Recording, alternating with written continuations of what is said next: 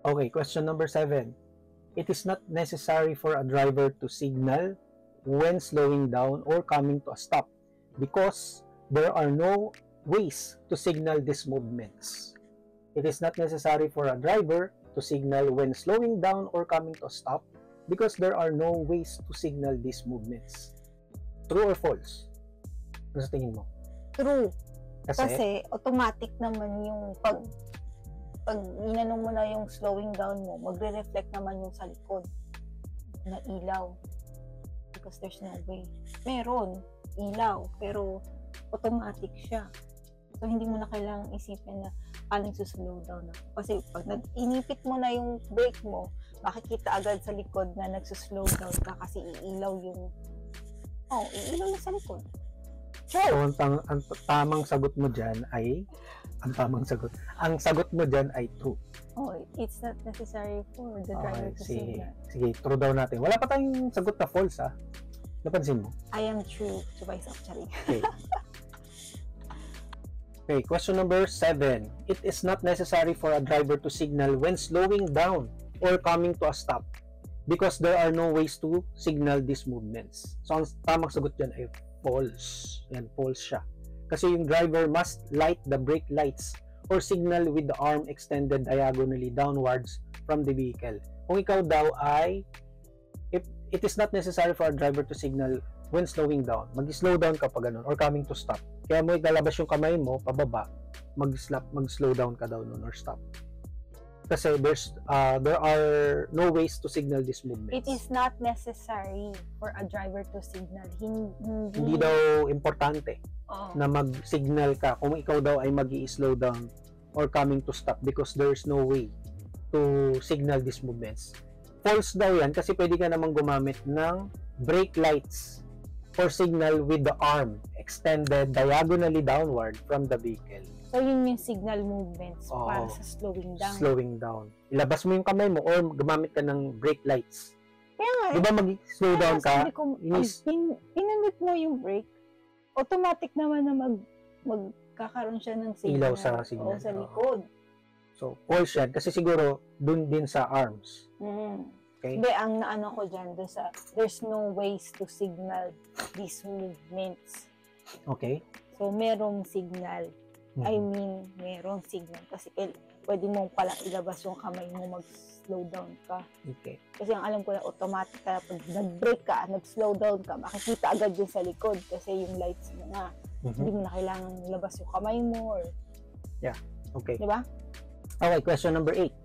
At an uncontrolled intersection with poor visibility to the left or right, vehicles with right-of-way must slow down even when proceeding.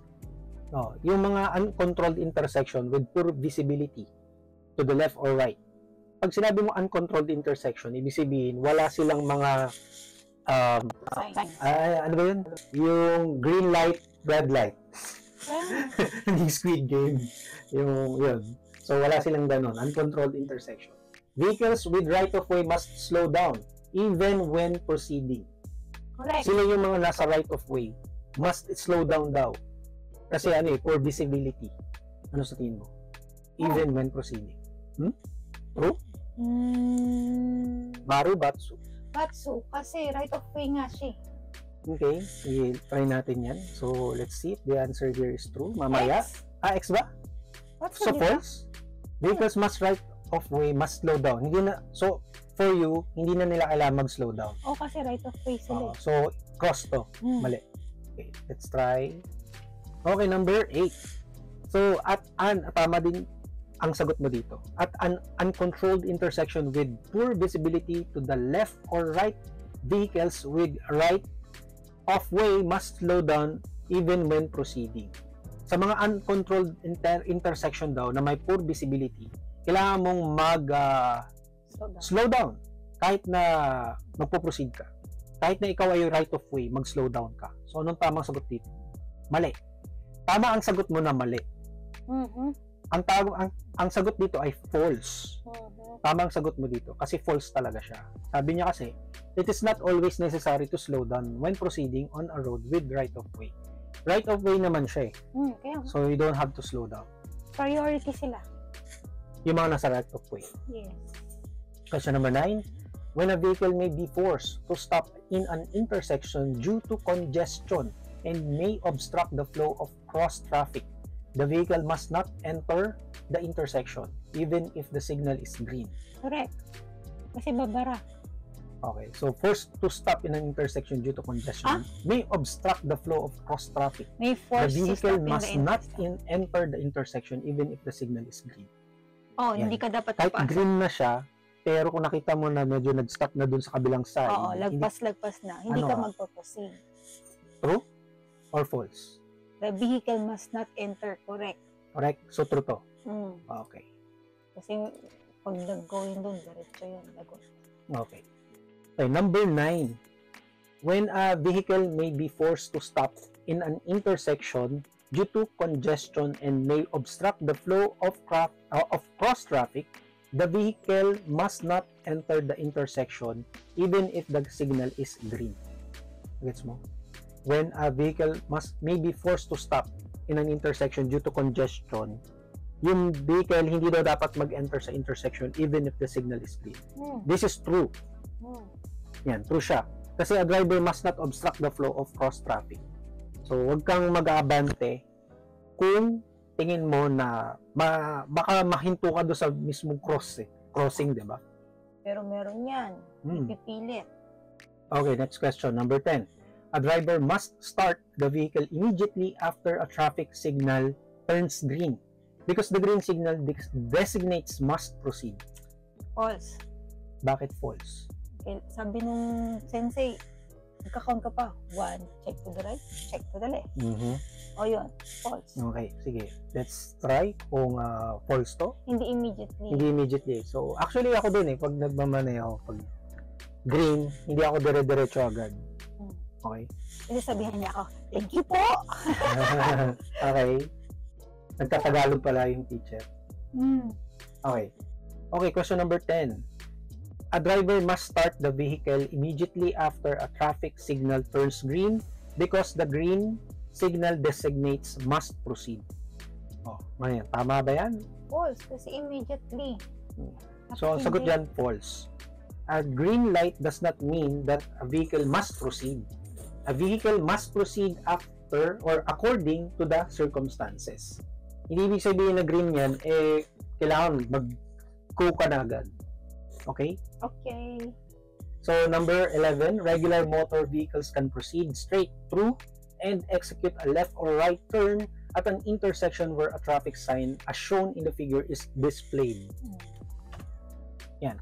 Regular motor vehicles can proceed straight through and execute a left or right turn at an intersection where a traffic sign as shown in the figure is displayed. So, ibig sabihin to directional, sign, directional sign kasi blue then white. So kapag ganyan daw, proceed through and execute a left or right turn at an intersection, execute a left or right turn at an intersection where a traffic sign. Is this true or false? Ayan, no? True ba yan or false? Kasi one way yan. So, Yung flow ng way. Yung flow yan ng way, di ba? Yung flow yan, diretso lang. diretso lang. So, anong sagot dito? Batsu. So, Batsu to. Okay, Batsu. Question number 11. Regular motor vehicles can proceed straight through and execute a left or right turn at an intersection where a traffic signal or a traffic sign as shown in the figure is displayed. So, ang tamang sagot daw dito ay Batsu. Ay, hindi. Ang tamang sagot dito ay Maru. True. Regular motor vehicles can proceed straight through and execute a left or right turn at an intersection where a traffic sign as shown. So, ibig sabihin, kahit na ganyan yung sign mo, pwede ka pa rin mag-left or right turn. Kasi the sign designates that the large size trucks, yung mga large size trucks daw, ano siya, specific siya, itong sign na ito, specific siya para sa mga large size trucks. Na pwede niyang gawin yan. Oo. So, sabi dito, the sign designates that large size trucks, specified medium vehicles, and especially heavy equipment must not execute a left or right turn. So kapag ikaw ay regular vehicle, nakita mo tong sign na to, tapos merong maliit, ay may sign dyan, ay, dito pala, yan, ito, yan, may sign dyan na, may sign dyan na, regular truck or truck. hindi yan applicable sa'yo. So, sa kanila lang yan applicable. Kaya ang tamang sagot dyan ay true. True yan. Regular motor vehicles can proceed. Regular motor vehicles, okay? Can proceed. Kasi ito para lang yan sa mga drivers ng Okay. truck. Okay? So, pwede ikaw mag-left turn, right turn. Sila hindi pwede. Pag may Diretso ganyan lang sign. siya. Oo. Okay. Okay, number 12. If there is a person crossing a pedestrian crossing and he or she stops when a vehicle approaches, the vehicle may continue to proceed as before. Batso. Kasi, Kailangan mo siyang hintayin makatawid. Huwag pa mag-proceed. okay, sige. Batsu daw yan. Okay, number 12. If there is a person crossing a pedestrian crossing and he or she stops when a vehicle approaches, the vehicle may continue to proceed as before. If there is a person crossing a pedestrian crossing and he or she stops when vehicle approaches, the vehicle may continue to proceed as before. Kasi give way na yung person eh. Mm-hmm. Ano yun, di ba? Yung tao na yung nag-give way. The vehicle may continue to proceed. Nag-stop daw yung person. Oh. So, pwede ka daw huminto. Kasi nag-give way na yung pedestrian. So, mali to. Mali siya. Ayan, false. Kasi, a vehicle must not force a pedestrian to sense danger but stop to give way him. Siya pa rin ang priority. So, kahit nag-stop na si pedestrian, ano yun, automatic na dapat mag-stop ka. Siya ang padaanin mo siya. Mag-stop siya kasi hindi alangan siya na hindi diretso ka ba o hindi. Kaya kailangan ikaw unang mag-stop para sabihin mo na safe siyang dumaan. Yes. So yun guys, I hope nakatulong yung pagre-review natin sa Karamin exam. Lalo na kay wifey. So ano sa tingin mo? Magbasa muna ako bago tayo gumawa ng ganito Oo, ang dami, no? Hindi tayo makapag-stop, dire-diretso yan. So, tagal ko nang di nagbabasa eh. So yun guys, I hope nagustuhan nyo itong video na to. Like, share, and subscribe. Kung hindi ka pa nakasubscribe, mag-subscribe ka na. At i-hit mo yung notification bell para lagi kayong updated sa aming mga susunod pang i-upload ng mga videos at sa iba pang mga topics namin related sa pamumuhay namin dito sa Japan. Puntahan nyo aming YouTube homepage, click nyo yung playlist dahil marami kaming playlist dito na makakatulong sa inyong pamumuhay dito sa Japan. Thank you so much again for watching. This is Alan and Mao. We will see you on our next video. Huwag niyong kalimutan i-check yung mga videos na lalabas ngayon dito sa screen. Bye! Bye!